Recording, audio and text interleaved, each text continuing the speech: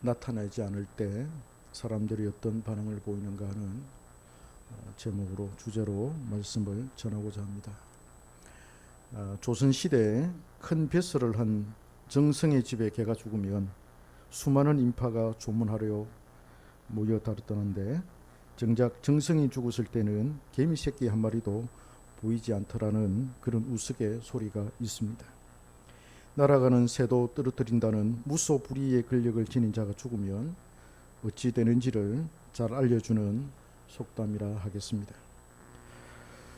사람들은 힘이 있는 사람, 또 권력을 행사하는 사람들을 가까이 하려고 합니다. 힘이 있는 사람과 가까이 하려는 것은 동서고금을 막론하고 똑같습니다. 그래서 이 세상이 힘의 논리로 돌아가고 있기 때문에 그러지 않나, 우리는 그렇게 판단을 하게 되죠. 정치적으로 볼 때 예수님도 그 당시 권력자였다라고도 생각할 수가 있겠습니다. 왜냐하면 따르는 사람들이 많았기 때문입니다. 정치가 그렇잖아요. 자기를 따르는 사람이 많으면 힘이 있는 거고, 그 사람의 말이 또 영향력을 끼치게 되는 것이죠. 예수님이 가는 곳마다 인산인해를 이루었습니다. 가난한 자들, 병든 자들, 마음이 상한 자들, 또 세상에 대해서 불만이 있는 자들, 세상이 뒤집어지기를 원하는 자들, 기적을 보기를 원하는 자들, 또 진정한 하나님의 나라를 추구했던 자들이 섞여서 우리 주님을 따라다녔습니다. 사람들의 마음을 얻어서 그들로부터 지지를 받는다는 것은 정치에 있어서 매우 중요한 요소입니다. 유대의 종교 지도자들이 예수님을 그토록 견제하고 죽이려고 한 이유가 바로 이 때문이었습니다. 그만큼 예수님은 정치적으로 그들에게 큰 위협적인 존재였습니다. 그들은 날마다 함께 모여서 예수님을 잡아 죽일 그런 모의를 하였습니다. 공권력을 앞세워서 그를 체포했을 때 가장 두려운 것이 바로 민심이었습니다. 분봉왕인 헤롯이나 또 로마에서 파견한 총독 빌라도의 힘을 빌리지 않으면 예수를 잡는 것이 불가능하였습니다. 백성들이 일어나서 예수님 편에 딱 서서 폭동을 일으키면은 유대 종교 지도자들도 헤롯도 빌라도도 어찌할 수가 없는 일이었습니다. 그래서 종교 지도자들은 민심의 폭동, 이걸 가장 두려워하였습니다. 예수님이 가진 정치적인 파워가 상당했기 때문에 그들도 선뜻 유대 지도자들에게 동의할 수가 없었습니다. 이러는 가운데 이제 시간은 흐르고 있었습니다. 거의 3년의 세월이 흐른 다음에 유대 지도자들이 성기를 잡은 듯합니다. 그동안 백성들의 눈치만 보고 있다가 이제는 때가 되었는지 무력 행사를 시작을 합니다. 그들이 판단하기를 더 이상 이 일은 미룰 수 없다, 그렇게 생각을 할 모양입니다. 그게 더 나아가다가는 유대의 온 나라가 저 예수에게 넘어갈 것이고, 그러면 자신들은 개밥의 도토리 신세가 될 것이 뻔하다, 이런 생각을 하였던 것입니다. 그리하여 위험을 무릅쓰고 감람산에서 제자들과 함께 기도하고 내려온 예수님을 군사들을 대동해가지고 딱 체포를 하였습니다. 그들은 일단 예수님을 체포하고 결박하고 재판장에 딱 세우면은 백성들도 어쩔 수 없이 자신들의 편에 설 것으로 판단을 하였습니다. 그들의 예상이 적중했습니다. 베드로는 칼로 대제사장의 종의 길을 잘랐지만은 주님께서는 그 길을 다시 붙여주시면서 칼을 쓰는 자는 칼로 망한다며 무력 충돌을 막았습니다.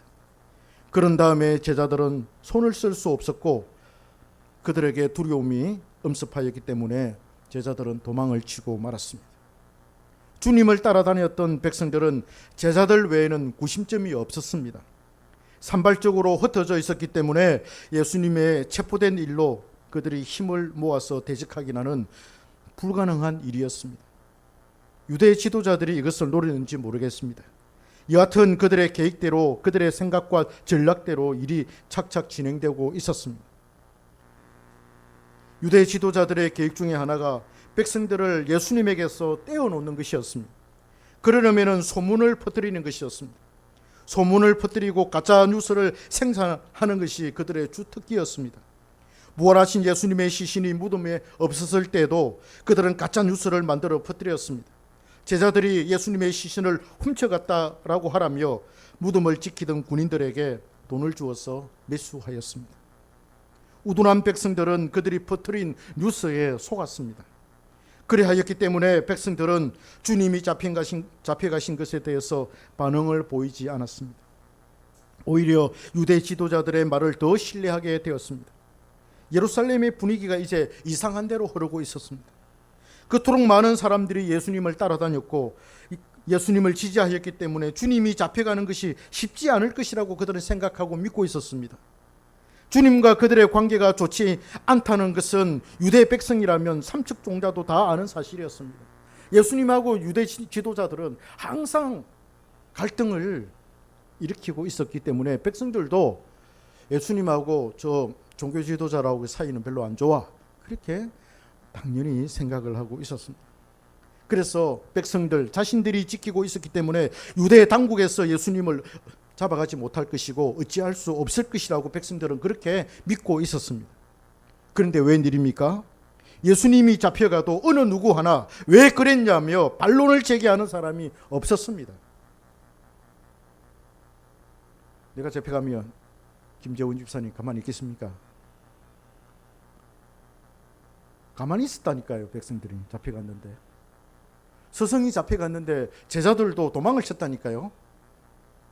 내가 잡혀가면 도망치겠습니까? 도망을 쳤다니까요. 도망을 쳤다니까요.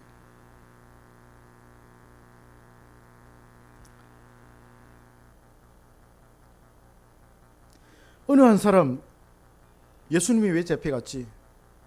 그걸 알아보려고 하는 사람들이 없었습니다. 있어도 드러내놓고 말할 수가 없었습니다. 그들에게 승기가 확실하게 이양되고 말았습니다. 그들의 생각대로 계획대로 일이 척척 이루어지고 있었습니다. 오늘 우리는 본문을 통해서 왜 그토록 예수님을 따라다녔던 무리들이 예수님을 배반하고 유대 지도자들의 편에 섰는가 하는 것을 한번 살펴보고자 합니다. 그들은 예수님이 재판석에 서서 신문을 받고 빌라도의 판결을 지켜보고 있었습니다. 그리할 때 그들은 예수님을 없이 하라고, 예수님을 십자가에 못 박아 죽이라고 그렇게 외쳤습니다. 빌라도는 예수님에게서 아무런 죄를 발견하지 못했다고 3번씩이나 그들을 설득시키는데도 불구하고 그들은 예수님을 죽이라고 더 강하게 소리를 쳤습니다. 왜 이들은 예수님에게서 유대의 지도자들에게로 그 마음과 지지가 돌았었을까요?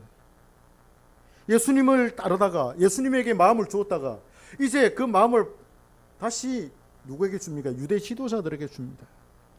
예수의 말은 틀렸어. 유대의 종교 지도자들의 말이 맞아.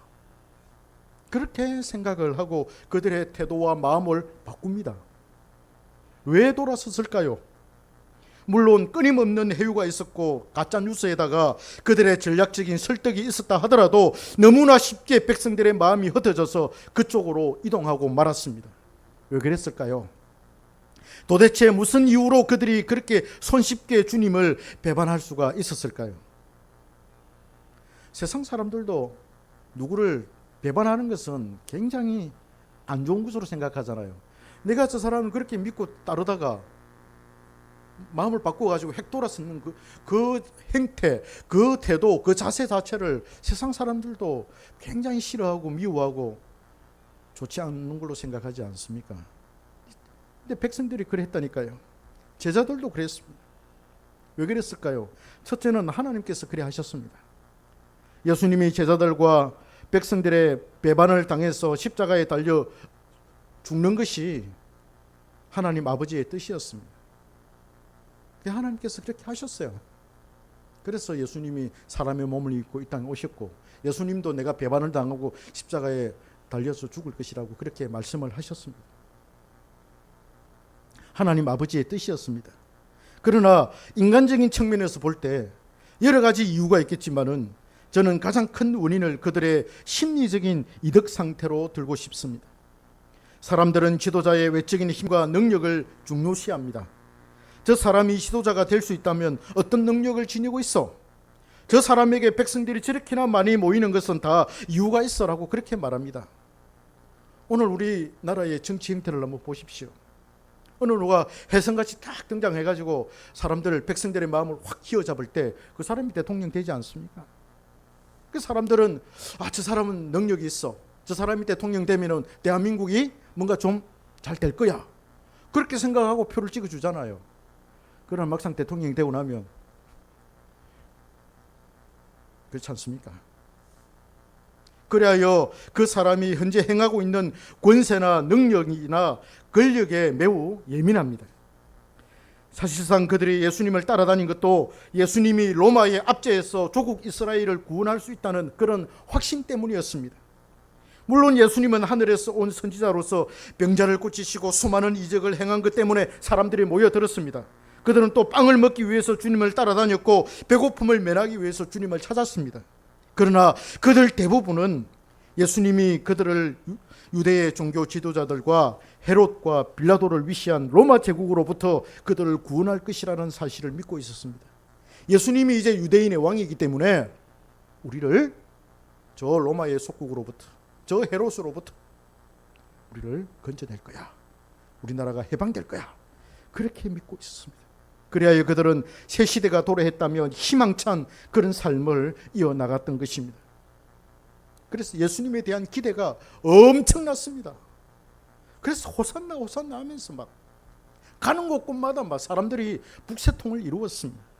그런데 힘없이 종교 지도자들에 의해서 체포되어서 빌라도의 재판석에 선 예수의 초라한 모습은 그가 더 이상 메시아가 아니라는 게 증명이 되었던 것입니다. 그러면서 그들은 유대의 종교 지도자들의 말이 맞았네 라며 그들의 말과 행동에 설득이 되기 시작하였던 것입니다. 이러한 현상은 주님의 최측근인 제자들에게도 나타났습니다. 그들의 주님을 버리고 도망친 이유가 무엇이겠습니까? 예수님은 이제 아무런 힘도 없고 능력도 없다는 것이었습니다. 예수님으로부터 더 이상 어떤 힘과 능력이 나타나지 않고 더 이상 이적과 기적이 나타나지 않는다는 것이었습니다. 유대의 종교 지도자들과의 정치 싸움에서 그들은 패배했다고 여기기 때문입니다. 더 이상 예수님은 이제 힘이 없는 분이야, 정치적으로도 아무런 힘이 없는 사람이야, 그렇게 생각했습니다. 자신들이 주님을 잘못 알았다는 것이지요. 주님도 한낱 사람에 불과했고 또 선지자라 하더라도 구약시대의 선지자들처럼 왜 어려운 일을 하다가 그냥 죽임을 당했다고 생각했던 거예요. 아무런 힘이 없다, 정치적인 그런 게임에서 패배했다, 졌다, 그러니까 이긴 사람 쪽으로 붙어야지, 권력 있는 사람 쪽에 붙어야지. 그래서 백성들의 마음이 돌아서지 않았나, 그렇게 생각하는 거죠. 이렇게 본다면 백성들과 제자들은 오히려 자신들이 예수님으로부터 배신을 당했다고 생각할지도 모르겠습니다. 어떤 사람은 이런 어떤 상황에 대해서 이문열의 소설을 예를 들고 나옵니다. 이문열이 처음 쓴 소설이 뭐냐면 사람의 아들이라는 그런 소설이 있고, 이 소설을 써가지고 이락 스타둠에 오르게 되었고 또 작가의 반열에 오르게 되었는데요. 이 이문열의 사람의 아들에 보면은 등장인물이 있는데요. 이 조동팔이라는 고등학생이 나오고 또 민요섭이라고 하는 그런 신학생이 나와요. 그러니까 민요섭은 신학생 중에서도 가장 머리가 탁월하고 똑똑한 아주 천재적인 그런 재능을 가진 그런 신학생이었는데, 이 신학생이 이단에 어떤 휩쓸려 가지고 이단 사상을 그냥 퍼뜨리는 바람에 학교에서 이제 쫓겨나게 됩니다. 그리고는 고등학생인 조동팔을 만났는데, 이 조동팔이도 아주 성적인 우수한 그런 똑똑한 학생이었어요. 이 학생을 만나가지고 이 학생에게 자기의 이 기독교를 전파를 해요. 그래가지고 조동팔이가 거기에 매료돼가지고 서성 이 민요섭을 이제 추종을 하고 쫓아다니는 거죠. 하나의 종교가 그 두 사람을 통해 가지고 생겨나게 되었습니다.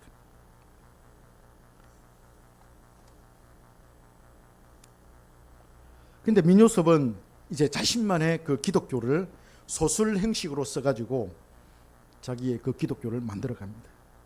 누구를 언급하느냐 하면은 예수님 당시에 이 전설적인 인물이 있는데 아스페르처라고 하는 그런 사람을 등장을 시켜가지고 이 아스페르처하고 예수님하고 그 당시에 막 논쟁을 시켜요. 논쟁을 시키는데 그 논쟁의 핵심이 뭐냐면 당신이 신이냐 사람이지 않느냐, 사람이지 않느냐. 그래서 예수님이 하나님의 아들이 아니라 또 사람의 아들이라는 것이죠. 그냥 인간이 불과한데 왜 당신이 신이냐고 그렇게 하느냐, 이런 어떤 논쟁이지 않겠어요? 그래서 예수님은 신이 아니라 한 사람의 인간에 불과하다. 그래서 사람의 아들이에요.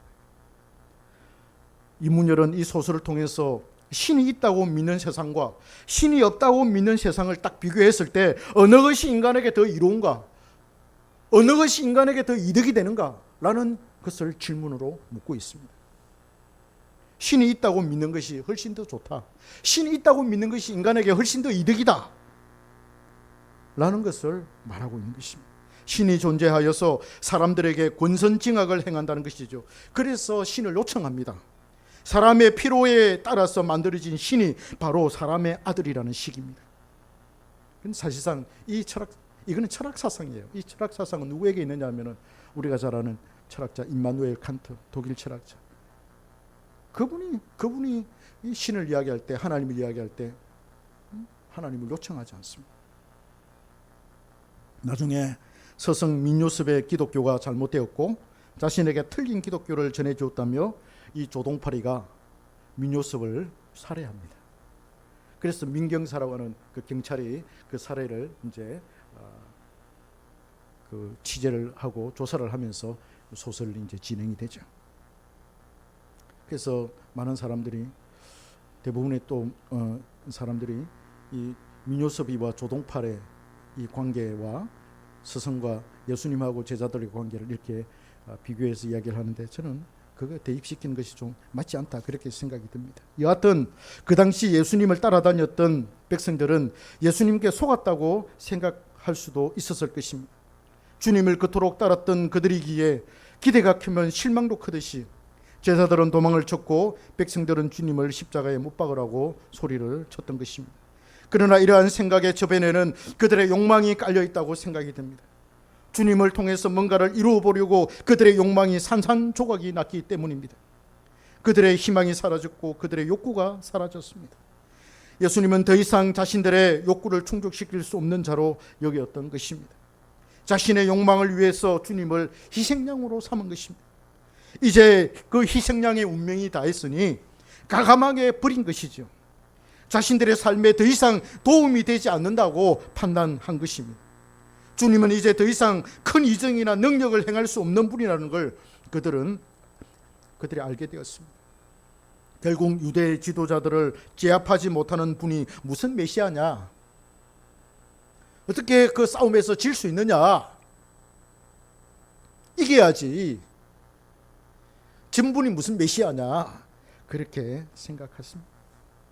저들과의 싸움에서 지는 자를 어떻게 나라를 맡길 수 있겠어라는 그런 마음이 그들에게 크게 작용을 했던 것입니다. 우리가 이것을 어떻게 증명할 수가 있겠습니까? 그들이 한 말을 보면 알 수가 있습니다. 2절에서 말합니다. 고발하여 이르되 우리가 이 사람을 보매 우리 백성을 미혹하고 가이사에게 세금을 바치는 것을 금하며 자칭 왕 그리스도라 하더이다. 그렇게 말합니다. 여기 다 나와 있습니다.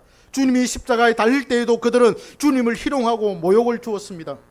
네가 하나님의 아들로서 우리를 구원하였다면 내 자신을 구원해 보라, 그렇게 놀려댔습니다. 제 자신도 구원하지 못하는 자가 무슨 하나님의 아들이며 그리스도이며 유대인의 왕이라 할 수 있느냐라는 것입니다. 같이 십자가에 달린 행악자 한 명도 십자가 위에서 주님을 조롱했습니다. 그만큼 백성들의 마음이 주님으로부터 완전히 떠나게 되었습니다. 속았다는 것이지요. 우리가 예수에게서 속았다라는 것입니다. 그만큼 백성들의 마음이 주님으로부터 완전히 떠나게 되었습니다. 자신도 구원하지 못하는 사람이 무슨 메시아이며 유대인의 왕이냐는 것입니다. 그들은 이 세상의 힘의 논리에 완전히 빠져 있었습니다. 사실상 그들이 기적이나 이적을 추구한 이유가 바로 그것 때문이었습니다. 하늘의 능력이 나타나서 병을 고치고 배고픔을 해결해주고 죽은 사람을 살려내고 로마의 압제에서 나라를 구원해주는 것을 추구하였던 것이죠. 이것이 그들의 신앙이었습니다. 이것이 그들의 양심이었고 이상이었고 하나님을 믿는 목적이었습니다. 오늘날 우리의 신앙도 그렇습니다. 체험의 신앙을 강조하죠. 우리의 삶을 통해 하나님의 기적이나 이적이 나타날 때 하나님이 우리를 사랑하신다고 믿습니다. 또한 그렇게 되어야만 하나님은 살아계신다고 확신한다고 그렇게 말하죠. 그렇게 생각합니다. 그렇지 않으면 하나님이 잘 믿어지지 않습니다. 우리 눈앞에 뭔가 탁 나타나야 돼요. 돈을 추구하는 사람에게 돈이 100만 원 탁 떨어져야 하나님이 살아계시네. 그게 안 나타나면 하나님이 안 계시는 거예요. 잘 믿어지지 않습니다. 하나님이 믿어지지 않습니다. 성경의 내용이 모두 뜬구름 잡는 얘기 같고 전혀 자신의 삶에 도움이 되지 않는다고 생각합니다. 그리하여 기도를 열심히 할 것을 강조합니다. 기도하여 하나님의 능력을 경험하라는 것입니다. 문제가 있을 때 열심히 기도하여 그 문제를 해결하라는 것입니다. 문제가 해결되지 않으면 기도가 약했거나 믿음이 없다고 그 믿음을 폄하합니다. 지극히 주관적인 신앙이죠. 열심히 주님을 믿는 사람이 사업에 실패를 했거나 직장에서 쫓겨나 어려움을 겪을 때 그들은 그가 가진 신앙이 잘못되었다고 판단을 합니다. 신앙이 잘못되었으니까 직장에서 쫓겨나고 신앙이 잘못되었으니까 하나님이 복을 안 주지. 그렇게 생각합니다. 주님을 믿으면 반드시 잘 되어야 한다는 것이죠. 고난이 있어도 그것이 길지 않고 곧바로 회복이 되어야 한다는 것입니다. 하나님은 우리를 힘들게 하거나 괴롭게 하는 분이 절대 아니라고 그들은 말합니다. 그러나 그들은 하나님을 잘못 알고 있습니다. 욥을 보십시오. 욥의 고난이 한 달, 두 달, 1년, 2년으로 끝나는 것이었습니까? 요셉의 고난을 보십시오. 사드락과 메삭과 아베느고 다니엘의 고난을 한번 보십시오. 또 다윗의 고난은 어떻습니까? 그의 고난은 10수년 동안이나 계속되었습니다. 야곱은 135년 동안이나 험악한 세월을 살았다라고 바로 왕에게 말했습니다. 시편은 우리의 인생을 눈물 골짜기로 통과하는 것이라고 하였습니다. 사도 바울도 천국에 들어가기 위해서는 많은 숱한 고난을 겪어야 된다고 그렇게 말했습니다. 눈물과 고난 없이는 갈 수 없는 그런 길이 바로 좁은 길이고 생명의 길이고 구원의 길입니다. 외형적인 능력이 나타나서 잘되기만을 바란다면 그것은 기복신앙입니다. 기도를 강조하지만 그들은 기도 주의에 빠진 자들입니다. 기도하면 뭐든지 다 된다고, 기도해서 안 되면 기도가 약해서 그렇다고, 기도에 능력이 없어 그렇다고 그렇게 쏘아붙입니다. 능력이 나타나지 않으면 힘이 없는 사람이고 하나님이 함께하지 않는 사람이라고 폄훼합니다. 물론 우리의 신앙에는 하나님의 능력이 나타납니다. 우리는 그걸 체험합니다. 그러나 그 능력만을 바라고 잘되기만을 바라고 주님을 숨기지 않습니다. 주님의 뜻에 따라서 걸어가다 보면 어려움이 있습니다. 실패도 있고 낭패도 있습니다. 그것을 믿음으로 잘 이겨내는 것이 능력이 아니고 무엇입니까? 실패가 오고 힘이 어려움이 오고 낭패가 왔는데 그냥 부들부들 떨고 마음이 안정이 안 되고 이 사람 찾아가서 말하고 저 사람 찾아가서 나 도와달라고 그러고, 그게 무슨 신앙입니까? 어렵고 힘든 고난의 세월 속에서 하나님의 말씀을 주야로 묵상하여 그것을 즐거워하는 것이 가장 올바른 신앙이 아니고 무엇입니까? 지금 한국 교회는 이러한 신앙을 무시하고 있습니다. 그저 기도해서 큰 능력을 행하여 우리의 욕구를 충족시켜주는 신앙을 그들은 추구합니다. 그래서 사람들이 말이 모이면 큰 교회 짓고 떵떵거리면서 봐라, 능력을 행사하려고 그러고 권위를 행사하려고 그러지 않습니다. 하나님의 말씀은 액세서리에 불과할 뿐입니다. 이렇게 본다면 우리는 결국 주님을 십자가에 못 박으라고 소리쳤던 유대의 백성들과 별반 차이가 없습니다. 무엇이 다릅니까? 너무나 주관적이고 탐욕적이고 기복적이고 이기적인 그런 신앙이지 않습니까? 그러나 참된 신앙은 그런 것이 아닙니다.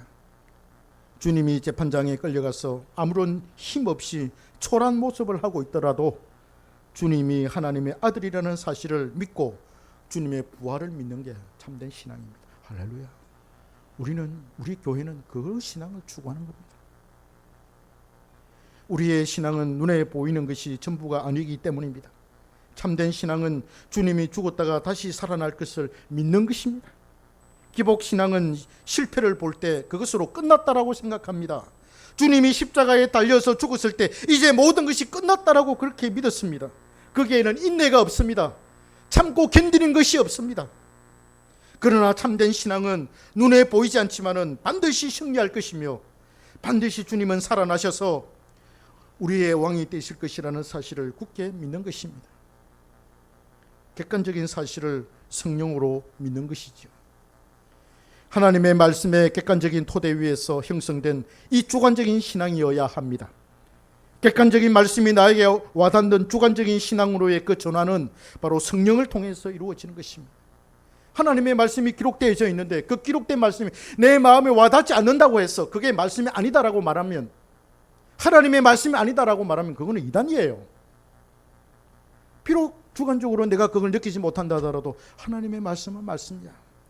성령이 나에게 역사하셔서 그 말씀이 객관적으로 기록된 그 말씀이 이해가 되어지고 깨달아지고, 그래서 내게 양식이 될 때 그게 나의 신앙이 되는 것이죠. 믿음이 되는 것이죠. 그래서 하나님의 말씀을 정확하게 이해하고 깨닫는 것이 매우 중요합니다. 주님을 십자가에 못 박으라고 소리친 백성들도 주님을 따라다니며 주님의 말씀과 천국의 복음을 들었습니다. 가룟 유다가 바로 대표적인 사람이지 않습니까? 그는 주님 바로 앞에서 말씀을 들은 사람입니다. 그러나 그들에게는 그것을 이해하거나 깨닫는 은혜의 선물과 믿음의 선물이 주어지지 않았던 것입니다. 우리는 성령으로 주님의 말씀과 주님의 약속을 믿어야 합니다. 주님의 말씀 전체를 성령으로 이해하고 깨달아야 합니다. 거기에서 참된 믿음이 나오는 것입니다. 성령으로 중생의 영으로 거듭나야 할 이유가 바로 여기에 있습니다. 거듭나지 않으면 객관적으로 기록된 하나님의 말씀이 이해되거나 우리의 마음에 와닿지 않습니다. 핵심 진리가 깨달아져야 합니다. 그래야 믿음이 자라게 되고 천국에 들어가서 주님의 상급을 많이 받을 수가 있습니다. 어떻게 보면 영혼이 잘 되는 신앙입니다. 영혼이 잘 되는 신앙. 그 신앙을 우리가 추구하는 것입니다. 그래서 오늘 그렇게 예수님 호산나 호산나 예수님을 사랑합니다. 예수님의 능력을 바라보면서 할렐루야 소리쳤던 그 사람들이 예수님이 가야바 법정에 끌려가니까 그 빌라도의 법정이 딱 서니까 그냥 태도를 바꾸고 마음을 바꾸고 저를 십자가에 못 박아 죽이소서 그렇게 외쳤던 그 백성들의 그 반응을 우리가 오늘 한번 살펴보았습니다. 오늘날 그들의 신앙이 그대로 우리 한국교회에도 있다는 것이 참 애석한 일이고 우리는 그러지는 말아야 된다. 우리 한경교회는 비록 작은 교회지만은 우리는 올바르게 진리를 외치면서 가야 된다 하는 게 오늘 설교의 골자가 되겠습니다. 우리가 추구하는 이 신앙, 우리 교회가 추구하는 이 신앙 우리가 자랑스럽게 생각하고 이 안에서 우리가 행복을 누리고 영적으로 성장하며 자라는 우리 모든 성도님들 되시기를 주님의 이름으로 축복합니다. 하나님 아버지,